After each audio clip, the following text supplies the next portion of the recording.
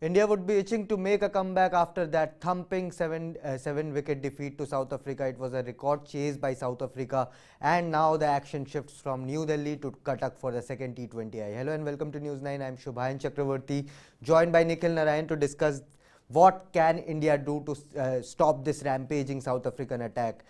Nikhil, if we look at that, 2 test matches, 3 ODIs after that, and now the first T20, India on a 6-0, 6-match losing streak against the Proteas. What can they do to stop them? Yes, it's become a bit of a rut, Shubhayan, India against South Africa.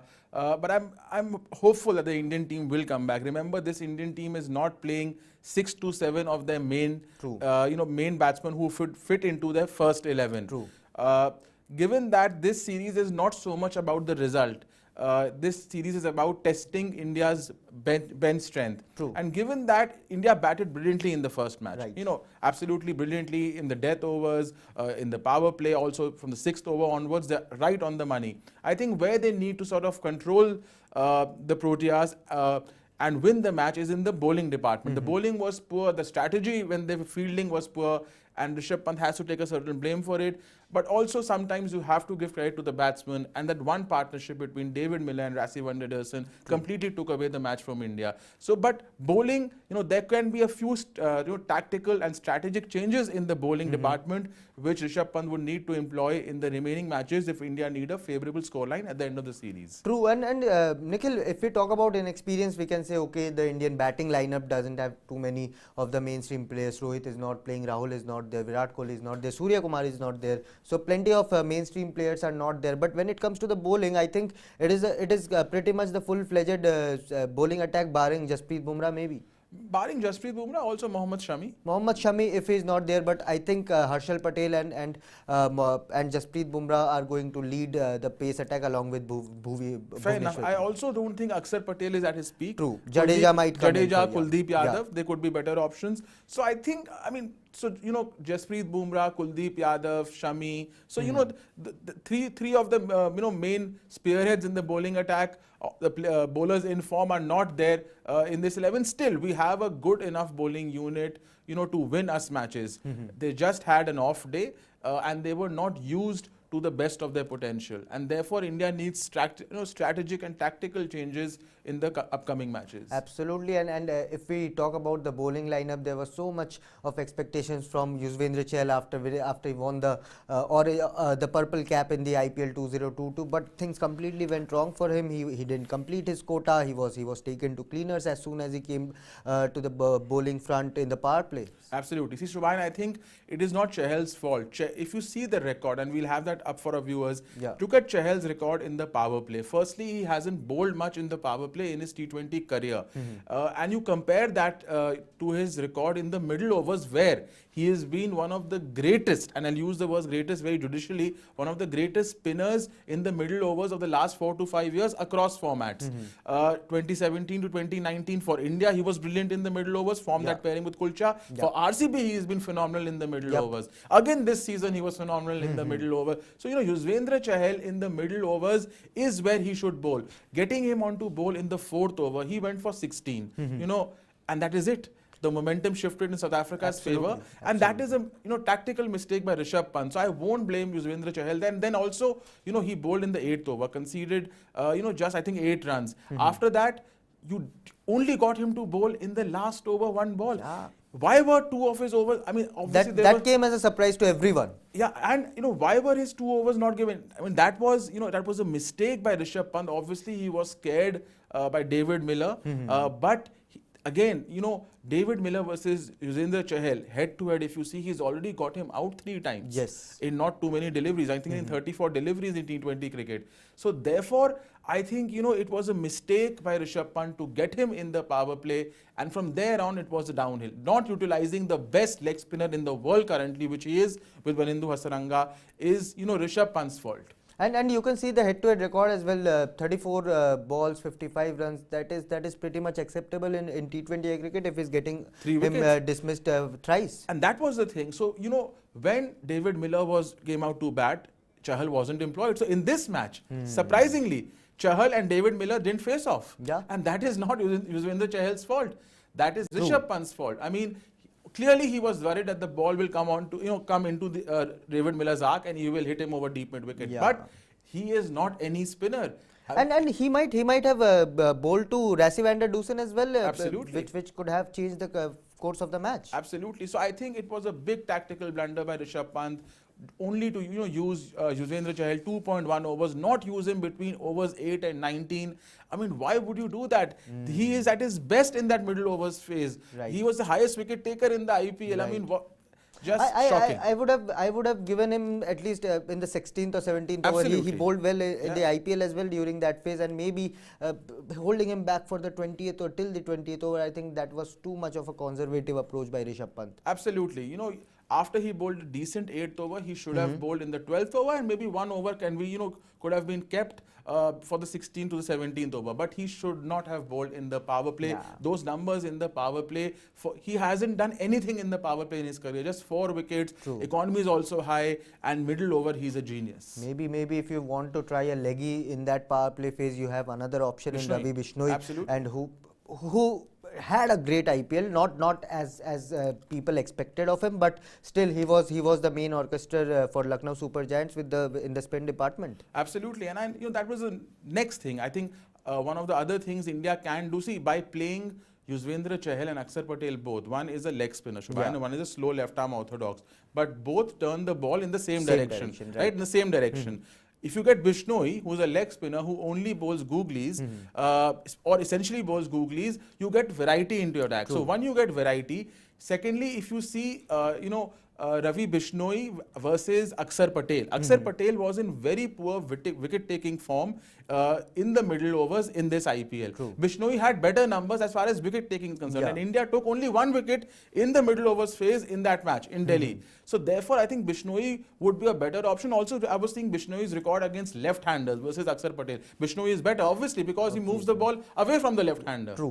True, but maybe Akshar Patel's inclusion came because of the fact that batting depth. I get that. They wanted a batting all-rounder, and Rahul Dravid interestingly had said that Akshar Patel is a batting all-rounder, not a bowling all-rounder. So maybe things went in favor of Akshar Patel due to that. Yeah, maybe, but Akshar Patel, if he's, he needs to improve his bowling. See, if he's never been a big wicket taker, but if he's also going for runs, then Akshar Patel, his utility becomes, there's the question marks over his inclusion in the 11. And when Dinesh Karthik is batting at 6 or 7, you don't need to prolong your batting unit, especially on flat, such pitches. I mean, if the ball is moving around in Sena country, it's a separate issue. So therefore, you need to see where you're playing, what the conditions are also. And interestingly, among all the 6 bowling options used by India, only Avesh Khan considered an economy less than 10. So that pretty much paints the picture for all the Indian bowlers on that particular day. But Wayne Parnell's, I was reading Wayne Parnell's press conference. I was hearing going through that, and he did say that the side strip, not the main strip, the side strip has plenty of green grass on that, and the seamers, the ball was nipping around even in the afternoon training session. That's interesting. Are you talking about Delhi or Cuttack? Cuttack. Interesting. I mean, given what happened in Cuttack when India last played there, was 92 all out, right? Yeah. 92 South Africa. Against South Africa. I mean, I don't know what the wicket has in store, but I'm expecting, see, in T20 cricket, Shubhayan, irrespective where you're playing, you could play in North Pole, South Pole also, the wicket is made for batsmen. True. In last two ODIs played in Cuttack, more than 350 runs were scored in one innings. Absolutely. That is the norm everywhere. The wicket may have grass, but it will be a good batting wicket, because that is that's what the ICC wants T20 cricket to be played on placid tracks, so that a lot of runs are scored, and that's how crowds come to the stadium. True. But if the ball nips around a bit, then one bowler who will become very crucial is Bhuvneshwar Kumar. Absolutely. He started well, but completely lost the plot in the last 2 overs of his innings. See, this is also where, he bowled 2 overs, 7 runs. He gave you the opening breakthrough, right? 2 overs, 7, 1 wicket. Now then Rishabh Pant made, again, I'm not being too critical on Pant, but again he made a double blunder. What he did was, he firstly introduced Yuzvendra Chahal, who went for 16, which was a mistake. Then he also got Hardik Pandya.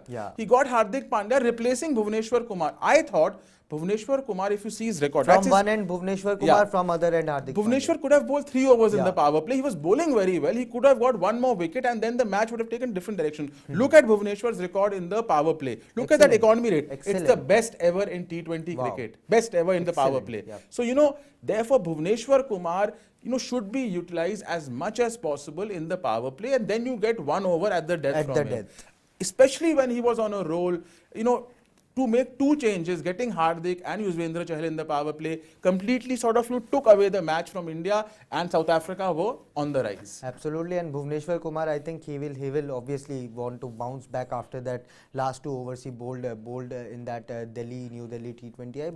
But again, a lot of questions have been asked on Rishabh Pant's captaincy, whether he's fit or not. Nikhil also did a show on Rishabh Pant's captaincy. Maybe it will take some time for him to get into that tactical groove and try to understand things, which bowler to pick in which conditions, which situation. I mean, it will take time, but you have an alternate option. I mean, I know Rahul Dravid believes in processes, and once he's named a vice captain, he doesn't want to, And you have many alternate options. Even Shreyas Iyer is there in that. Fair enough. Fair enough. I think what will happen if India doesn't win the series, Shubhayan, then Rishabh Pant's captaincy leadership will take a back burner, and you might see Hardik Pandya being fast-tracked if Rohit Sharma he was supposed to initially lead, as you had reported. So, and after Rohit Sharma, I don't expect Rohit Sharma to continue after the 2023 World Cup. I don't expect Rohit Sharma to continue after that, and I think Hardik Pandya might be fast-tracked. But if we talk about Cuttack T20 in particular, do you think India should make some changes to their bowling department, especially when the likes of Arshdeep and Umran Malik are sitting on the bench? I want to see Umran Malik. I know again Rahul Dravid has said we don't want to fast track Umran and Arshdeep. They will get their turn in due course. I'm telling you, but see, Avesh Khan, Harshal Patel, Bhuvneshwar are not express pace. I mean, with difficulty they reach 140 plus. I mean, they're not express pace. They're nowhere near Umran. Umran averages 148. He's consistently bowling 150 plus. Therefore, and Umran Malik in the middle overs, when India needs wickets, that was the phase of play when he was devastating in the IPL. He was the highest wicket taker in the middle overs amongst pacers in the IPL. And India 19 wickets. For 1 wicket in that. Absolutely. And when he takes 1 wicket, he takes 2, 3, 4, and he wins you the match in the middle over phase period. So therefore, I think you might want to replace one of them with Umran Malik just to get that X factor in the Avesh middle Khan overs. Maybe? But he was your best pacer in that day, on that particular one. Harshal has been brilliant. I mean, I don't know. Bhuvneshwar is good with the new ball. I mean, do a toss between Harshal and Avesh. You need, or you just, maybe you don't play 2 spinners. Maybe don't play 2. What is Aksar getting you? I mean, if you are playing 7 batters in that lineup, I think that should be good enough for any batting. So Umran Malik, he'll get that extra zip, extra pace in the middle overs, and no matter what the conditions are, 152, 153 will trouble you even any surf, even on clay. 152 is difficult to play. But to defend the Indian team management here, maybe they are thinking that South African batters are well versed with express pace. That Andrik Nokia, Kagiso Rabada, they have good pacers in that. It's a fair point. And 150 plus is something they generally face in the nets. Whatever, even if you're used to 152, it is not easy facing 150 plus. Absolutely, that's so for that sure. is what Umran Malik brings to the table. That's for sure. But Nikhil, Wayne Parnell said that he is expecting India to bounce back pretty strongly. Do you expect the same from India tomorrow? I do expect India to bounce back. Another change I want, Shubhayan, is Arshdeep Singh. That's I want that for 2 reasons. One, variety. We'll have a left-arm pacer. Secondly, 22 runs were scored in over 17 and 18 each. Arshdeep Singh, second best economy rate in the IPL after Bumrah. Also, he bowled, in the previous IPL also it was only 8.5, which is phenomenal for the last 4 overs. So Arshdeep Singh, I think, just for the containment draw, specifically use him only after over 16 or 15. And I'll give this update to our viewers as well. During the net session before that first T20, Arshdeep was nailing those Yorkers at the nets. Even Paras Mamre kept a baseball mint glove at the crease, and he was absolutely nailing those Yorkers. So he's in a great mood, great rhythm, great form at the moment. Absolutely. And given that they will have David Miller there, you need someone to get those Yorkers bang on, and Arshdeep is your best bet. Also, Bumrah is not in the team right now. So therefore, I think maybe just because Arshdeep, maybe, so one of Arshdeep and Umran Malik can come in, and I think Akshar Patel might be the one who can sit out in the next match. Maybe, but let's see what happens, whether the Indian team make any changes to their playing 11. But Nikhil, it promises to be a great contest, and we'll continue to provide all the updates, including the preview, which we'll do tomorrow. So don't forget to subscribe to News9 Sports, because that is where we are bringing all our updates relating to India versus South Africa series. And there's a big day coming tomorrow in Indian cricket because of the IPL media rights. The e-auction is going to take place tomorrow in Mumbai, so plenty of buzz going around there. Who will get the bid, the TV tender, the digital tender for the next 5-year cycle? It is going to be a money splash event tomorrow in Mumbai. So stay tuned for that as well. We are going to provide you all the updates relating to that as well. So News9 Sports is your one-stop destination. Don't forget to subscribe. Thank you, Nikhil, for joining in. We'll be back with our preview tomorrow. Thanks for watching, and don't forget to subscribe to News9 Sports.